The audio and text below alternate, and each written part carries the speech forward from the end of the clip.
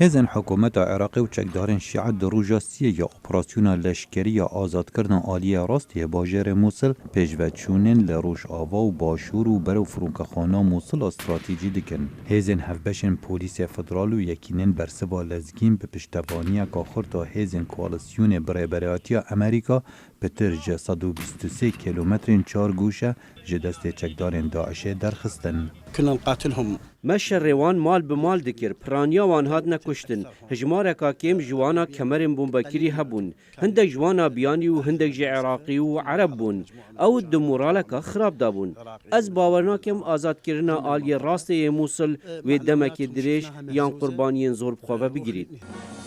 روژه کشبری دست پیکرنا قوناغا دوی یا آزاد کرنا موصل وزیر براوانی امریکا لدم سردانا بغدا پشتوانی امریکا بو هزن عراق و شر دجی داعش تکس کر. لشکر شرکی باش دکن جوان هاتنه کشتن لبردوام ده شر ده او چاودیری پارستان سویلان داعش دکن و از دخوازم بیجم از چند دلخوشم به او تشتین که هزن و ایرو دکن.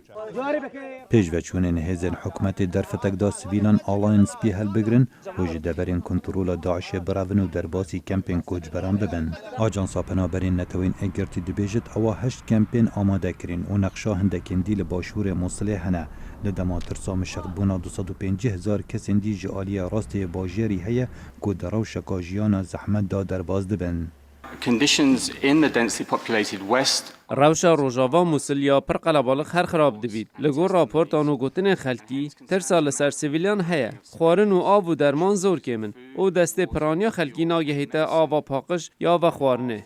رخصتیا خوارنا جهانی او ارک برهف کرنا آلیکاری مروانی بستوی خواه دگرد دبیجت او آماده نبو برهف کرنا هر آلیکاری کالزگین.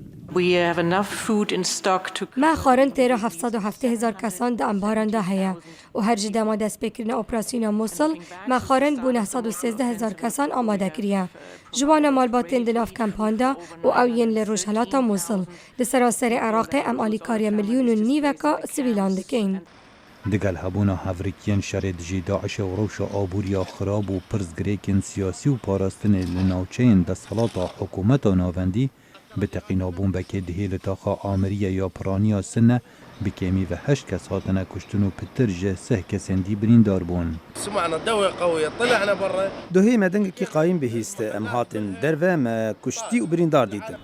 شارزا باور دکن دگل زیده بونا گفاشه بسر کمالا چکدارین تروریستین داعشه چاوره یا تقین و ایرشن زیده تر دنو باجرین عراق دیتا کرن و ترسا هفریکیا تیره و نژادی لوی ولاتی بخواه دگرد. خالد فتاح دنگ امریکا